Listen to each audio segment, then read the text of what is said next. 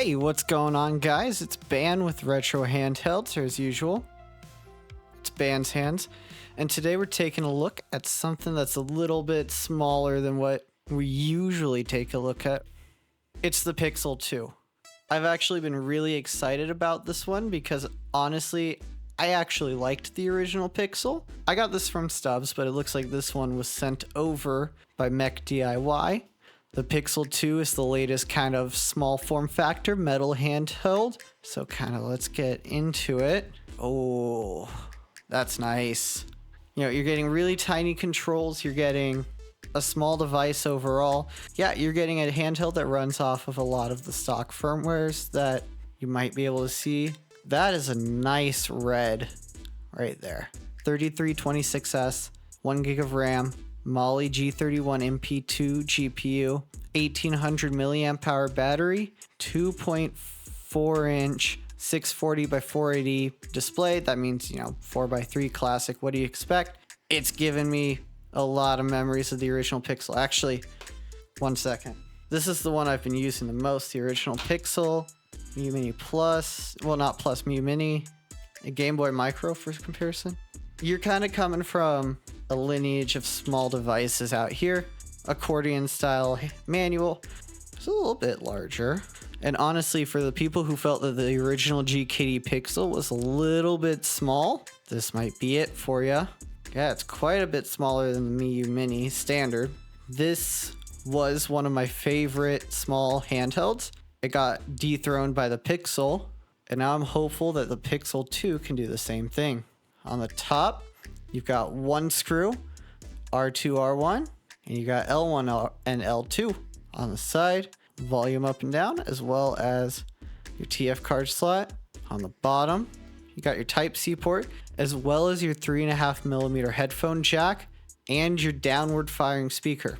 These two are actually pretty important because I remember a lot of people wanting to use the original GKD Pixel as like a little MP3 player, and having that headphone jack on the bottom definitely helped. And on the right side, you've got your menu button as well as your power button, and they've brought the power LEDs back. That was a feature on the original one. I really enjoy the aesthetic of this device.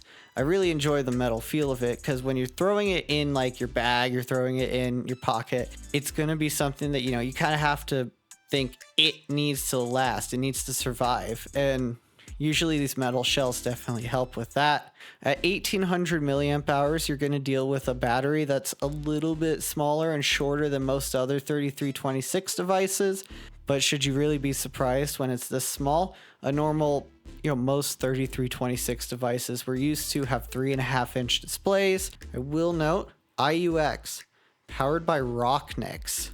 And if you can look and see, they've actually got a pretty nice looking menu going through here. I'm double checking. There's no listed Wi-Fi, no listed Bluetooth. So kind of what you get on here is what you get. With it being powered by Rockchip, there is technically Portmaster support-ish, but you're going to have to add the games yourself. They cover a lot of game options in here. Celeste, Stardew Valley, and TMNT Shredder's Revenge. I'm going to have to do this quickly because I've got 12% battery left. Right there at the top, my usual test game. Sonic Advance. So let's give this a little bit of a speaker test. What I'm going to do is I'm going to face it kind of how I would hold it normally against the mic. We'll see how this does volume-wise.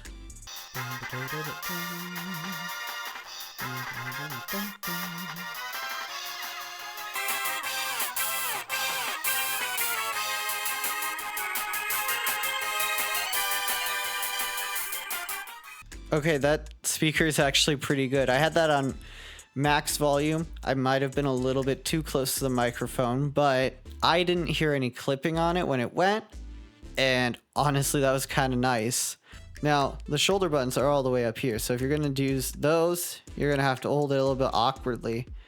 Usually what I would do is I would just try and focus on those games that didn't need a whole lot of shoulder button action, and I would just try and avoid that so that everything I did was just on the face buttons.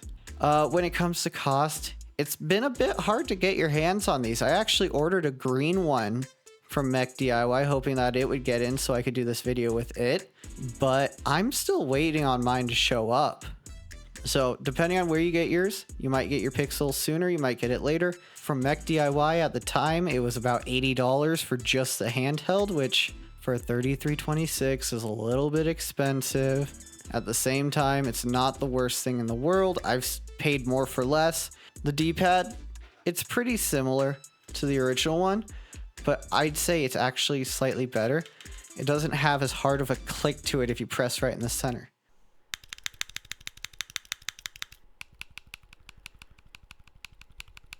The tension is similar, but the hard click is now completely missing. And I think, honestly, I very much prefer that. At $80, you're looking at a lot of 3566 devices that are larger, but can do a little bit more. You're looking at all the A133P handhelds. You're looking actually above most of Anbernic's H700 handhelds. And actually, you're starting to get close to like that nice $100 handheld range, which for a small device, you're going to find it has its niche. It has that one thing that it does really well, but at the same time, you're not sure if you really want to spend the money on that. So you kind of just go, well, it's just a nice buy. It's not that bad.